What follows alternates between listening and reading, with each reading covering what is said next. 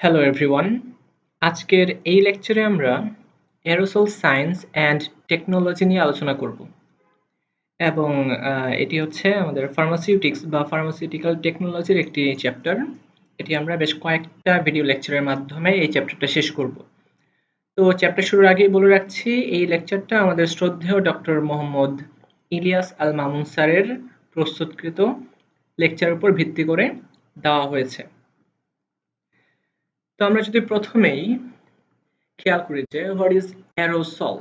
তো অ্যারোসল বোঝার আগে আমরা অ্যারোসলের কিছু ব্যাকগ্রাউন্ড নলেজ সম্পর্কে জেনে আসি। তো প্রথম কথা, আমরা যখন কিছু মিক্সচারের কথা বলি, যখন একাধিক কম্পোনেন্টসকে আমরা একটা বাল্ক অ্যামাউন্টে মিশিয়ে ফেলি, এটাকে আমরা বলি মিক্সচার। মিক্সচার তিন ধরনের রয়েছে। Number one, true solution. এই ক্ষেত্রে দেখা যায় কি যে আমাদের যে ডিসপার্সড মিডিয়ামটা আমরা খেয়াল করি, একটা হচ্ছে ডিসপার্সড মিডিয়াম,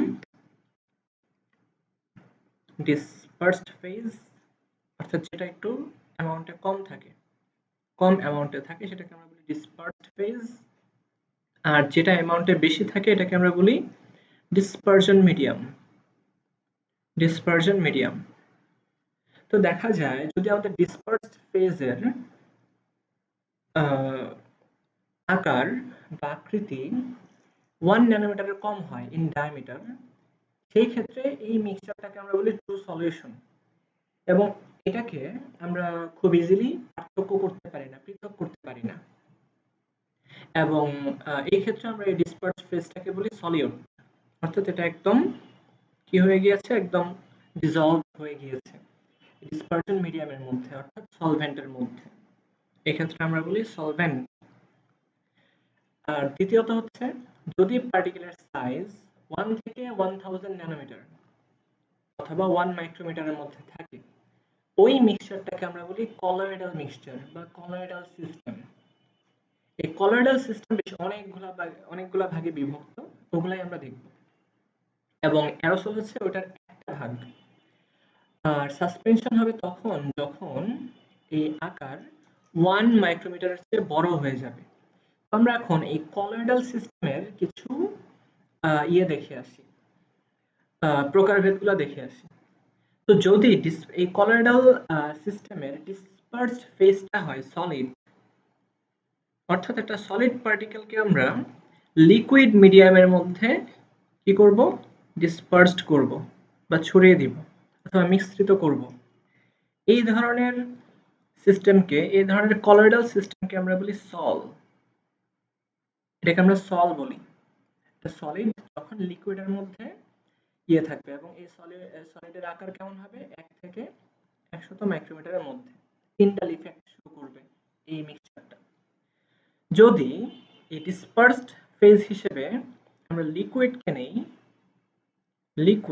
এই লিকুইডকে যদি অন্য আরেকটা ইমিসিবল লিকুইডের মধ্যে আমরা মিশ্রিত করি, এই কলয়েডাল সিস্টেমকে আমরা বলি ইমালশন।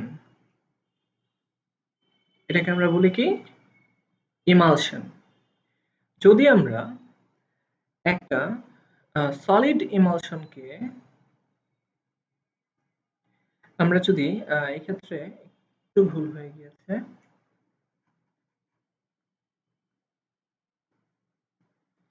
আমরা যদি কোন একটা লিকুইডকে সলিডের মধ্যে ডিসপার্সড করতে পারি, লিকুইড কণাকে আমরা সলিডের মধ্যে জায়গায় জায়গায় ছড়িয়ে ছিটিয়ে দিব, এই ধরনের মিক্সচারকে আমরা বলি সলিড ইমালশন। Solid emulsion. তো আমরা অলরেডি 3 ধরনের কলয়েডাল সিস্টেম পাইছি। একটা হচ্ছে সল, যেটা সলিড লিকুইডের মধ্যে ডিসপার্স থাকবে, বিস্তৃত থাকবে। আর এরপর এটা দেখেছি ইমালশন, লিকুইডের মধ্যে বিস্তৃত থাকে। যার অ্যামাউন্ট কম তাকে আমরা বলি ডিসপার্সড ফেজ, যার অ্যামাউন্ট বেশি তাকে আমরা বলি ডিসপারশন মিডিয়াম। এই ইমালশন দুই রকমের হয়ে থাকে। যদি আমাদের ডিসপার্সড ফেজটা থাকে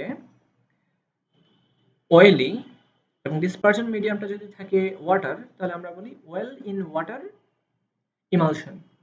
আবার অন্য রকমটাও হতে পারে, যদি আমাদের ডিসপার্সড ফেজটা ওয়াটারই থাকে, বা হাইড্রোফিলিক থাকে, ডিসপারশন মিডিয়ামটা যদি লিপোফিলিক থাকে, সেই ধরনের কলয়েডকে বা ইমালশনকে আমরা বলি ওয়াটার ইন ওয়েল ইমালশন। আচ্ছা, তারপরে আরো বেশ কয়েক ধরনের রয়েছে। আমরা যদি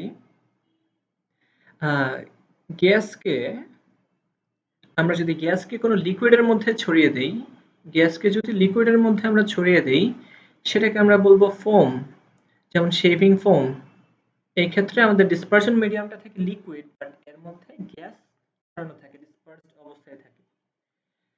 আচ্ছা, আর যদি এমনটা হয় যে লিকুইডকে আমরা যদি গ্যাসের মধ্যে ডিসপার্স করে ফেলি, লিকুইডকে আমরা কিসে ডিসপার্স করলাম? গ্যাসের মধ্যে, অর্থাৎ গ্যাস মিক্সচারের মধ্যে, গ্যাসের মধ্যে আমরা একটা লিকুইড পার্টিকেলকে ছড়িয়ে দিব, এবং এটাকে আমরা বলি অ্যারোসল। অ্যারোসল, এটাকে বলা হয় অ্যারোসল। এই অ্যারোসলের কিন্তু আরো নাম আছে। এটাকে আমরা বলতে পারি যে ফগ, কুয়াশা। এই কুয়াশা কিন্তু one kind of colloidal system. এই ক্ষেত্রে পানির যে লিকুইড ড্রপলেট গুলো রয়েছে, সেটা গ্যাসের মধ্যে, গ্যাস ডিসপারশন মিডিয়ামের মধ্যে ছড়িয়ে থাকে। আরো দুই ধরনের কলয়েডাল সিস্টেম রয়েছে, যেমন স্মোক আর অ্যালয়। যদি আমরা সলিডের মধ্যে সলিডকে ডিসপার্স করি, সেটাকে আমরা বলি অ্যালয়। অ্যালয়ের বাংলা কি? এটা হচ্ছে একটা সংকর। আমরা বিভিন্ন রকমের ধাতুকে মিশিয়ে আমরা সংকর তৈরি করি। তারপর আমরা দেখতে পাই স্মোক, ধোঁয়া। এক্ষেত্রে কিন্তু খুবই সূক্ষ্ম সলিড পার্টিকেল গ্যাসের মধ্যে ডিসপার্স অবস্থায় থাকে। তো এই হচ্ছে আমাদের কলয়েডাল সিস্টেম, এবং এই কলয়েডাল সিস্টেমও কিন্তু বেশ অনেকটু স্টেবল হয়। আমরা যদি স্টেবিলিটির বিচারে দেখি, ট্রু সলিউশন সবচেয়ে বেশি স্টেবল, তারপরে হচ্ছে কলয়েডাল সিস্টেম, সবচেয়ে কম স্টেবল হচ্ছে সাসপেনশন। এটার আকার বড় হওয়ার কারণে গ্র্যাভিটির আকর্ষণে এটা নিচে যে জমা হয়। তো আমরা এই লেকচার সিরিজে অ্যারোসলটা নিয়ে আলোচনা করব। অ্যারোসল টেকনোলজি, এটা আমরা কিভাবে আমাদের ফার্মাসিউটিক্যালে ব্যবহার করতে পারি। তো আমরা শুরুতেই যদি খেয়াল করি, অ্যারোসলের ডেফিনিশনটা কি আমরা অলরেডি দেখে ফেললাম। Aerosol may be defined as a colloidal system. এটা একটা কলয়েডাল সিস্টেমের part, classification consisting of a very fine subdivided liquid, mainly liquid। এক্ষেত্রে আমরা সলিড পার্টিকেলকেও করতে পারি। আমরা এত সাবডিভিশন না করে আমরা সলিডটাকে অ্যারোসলের মধ্যে নিয়ে আসলাম, যেহেতু বাতাসের মধ্যে থাকে, এয়ারের মধ্যে একটা সলিউশন বা একটা মিক্সচার তৈরি করলো সে। আচ্ছা, subdivided liquid or solid particles যার আকার 50 মাইক্রনের কম, dispersed in and surround by gas. একটা গ্যাসের মধ্যে যদি লিকুইড, মেইনলি লিকুইডই থাকবে। অ্যারোসলের ক্ষেত্রে আমরা লিকুইডটাকে দেখি যখন আমরা স্প্রে করি, মশা মারার স্প্রে অথবা বডি স্প্রে, এক্ষেত্রে কিন্তু গ্যাসের মধ্যে আমাদের লিকুইড পার্টিকেলগুলো কি থাকে? ডিসপার্সড অবস্থায় থাকে। আমরা যদি ফার্মাসিউটিক্যাল ডেফিনিশন তৈরি করি, pharmaceutical aerosol may be defined as a pressurized dosage form containing therapeutically active ingredients dissolved, suspended, dispersed, or emulsified in a suitable compressed or liquefied gas। আমরা আমাদের অ্যাক্টিভ যে ইনগ্রেডিয়েন্ট রয়েছে, অ্যাক্টিভ ফার্মাসিউটিক্যাল ইনগ্রেডিয়েন্ট এপিআই, এটাকে আমরা dissolve করে ফেলবো অথবা suspend করব, যেটা ভেসে ভেসে থাকবে, অথবা আমরা ডিসপার্স করে দিব, মিশ্রিত করে দিব, অথবা ইমালসিফাই করে দিব, একত্রে মিশ্রিত করে দিব। কার মধ্যে? In a suitable compressed or liquefied gas. গ্যাসের মধ্যে আমরা এটাকে ডিসপার্স করে দিব, মিক্স করে দিব। Capable of expelling the product through the opening of the valve of the container under pressure. যখন আমরা আমাদের অ্যাকচুয়েটরকে চাপ প্রয়োগ করি, প্রেসারাইজ করি, তখন দেখা যায় কি এখানে খুব সজোরে আমাদের এই সলটা বের হয়ে আসে। এটাকে বলা হচ্ছে যে capable of expelling the product through the opening of the valve of the container under pressure. এই ক্ষেত্রে অ্যারোসলের কি কি অ্যাডভান্টেজ রয়েছে? এর বেশ কিছু অ্যাডভান্টেজ প্লাস ডিসঅ্যাডভান্টেজ উভয়টাই রয়েছে। আমরা যদি অ্যাডভান্টেজটা শুরুতে খেয়াল করি, very convenient, speedy and easy to apply. এটাকে অ্যাপ্লাই করা কিন্তু খুব ইজি। যেমন অনেক ক্ষেত্রে আমরা দেখেছি নেজাল ডিকনজাস্টেন্ট, অনেকের নাক যখন বন্ধ হয়ে যায় সর্দি কাশিতে, এক্ষেত্রে স্প্রে ব্যবহার করা হয়, সালবিউটামল স্প্রে। এটা কিন্তু খুব ইজিলি আমরা প্রয়োগ করতে পারি এবং খুবই স্পিডি একটা প্রসেস এটা। A dose can be dispensed without contamination of remaining materials. তো এটা যেহেতু একটা আবদ্ধ পাত্রের মধ্যে থাকে, এক্ষেত্রে কন্টামিনেশনের কোনো চান্স থাকে না। Stability is enhanced for those substances adversely affected by oxygen or moisture. যারা অক্সিজেন অথবা ময়েশ্চারের উপস্থিতিতে নষ্ট হয়ে যায়, তাদের ক্ষেত্রে কিন্তু স্টেবিলিটি বাড়িয়ে দেওয়া যায়, কারণ এই টাইটলি সিল্ড কন্টেনারের মধ্যেই কিন্তু আমরা আমাদের অ্যারোসলগুলোকে সংরক্ষণ করি। টাইটলি সিল্ড কন্টেনারের মধ্যে আমরা এদেরকে সংরক্ষণ করে রাখি। The sterility can be maintained while a dose is being dispensed. Dose dispensing এর সময় কিন্তু স্টেরিলিটি বজায় থাকে।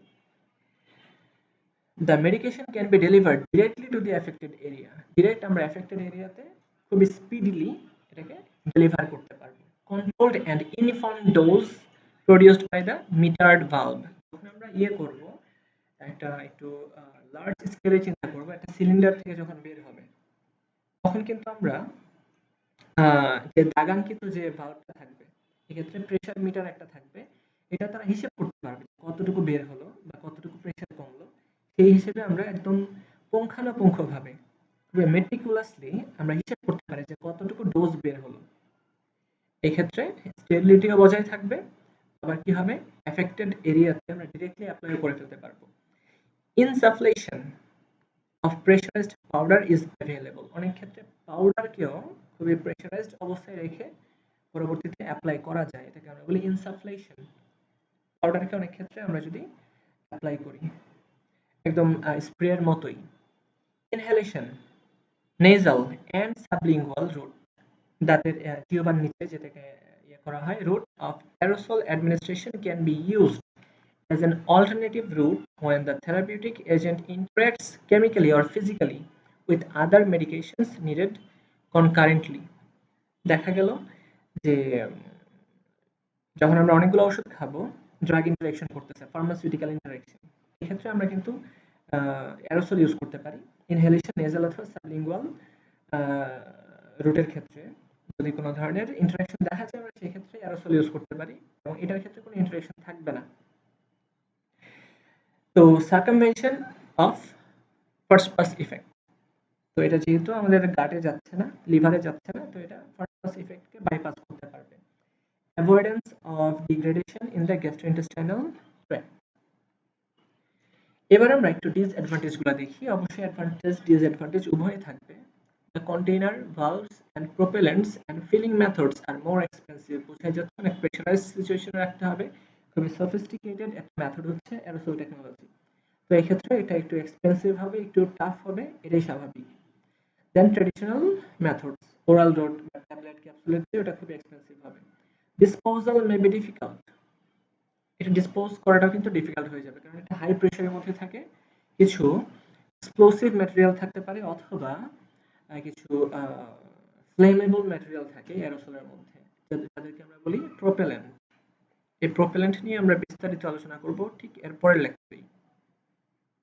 এই প্রোপেল্যান্টগুলা তাদের ডিসপোজালটা কিছুটা tough. Residual amounts of propellants in exhausted packs, যেটা শেষ হয়ে গিয়েছে, কিছু একটু বাকি থাকে কিন্তু, কারণ বাহ্যিক প্রেসারের সাথে যখন প্রেসার সেম হয়ে যায় তখন আর রেসিডুয়াল অ্যামাউন্টটা বের হতে পারে না। Continue to exert pressure and may constitute a hazard in disposal through the usual method. যদি আমরা পুড়িয়ে ফেলি বা অন্য কোনোভাবে করি, এক্ষেত্রে কিন্তু হ্যাজার্ডাস হতে পারে। The toxicity of propellants, though very small, may cause problems where inhalation therapy takes place over a considerable period of time. যদি অনেক দিন ধরে আমরা এই অ্যারোসলটাকে ইউজ করতে থাকি, সেক্ষেত্রে কিন্তু এই প্রোপেল্যান্টগুলা, স্পেশালি সিএফসি কে প্রোপেল্যান্ট হিসেবে ইউজ করা হয়। তারপরে বেশ কিছু হাইড্রোকার্বন, মিথেন, ইথেন, প্রোপেন, এদেরকে বিউটেন, হেক্সান, এরকম কিছু কার্বন ইউজ করা হয়। তারপর ভিনাইল ক্লোরাইড এদেরকে ইউজ করা হয়। যদি লং টার্ম এক্সপোজারে থাকে, সেক্ষেত্রে কিন্তু টক্সিসিটি শো করতে পারবে এরা।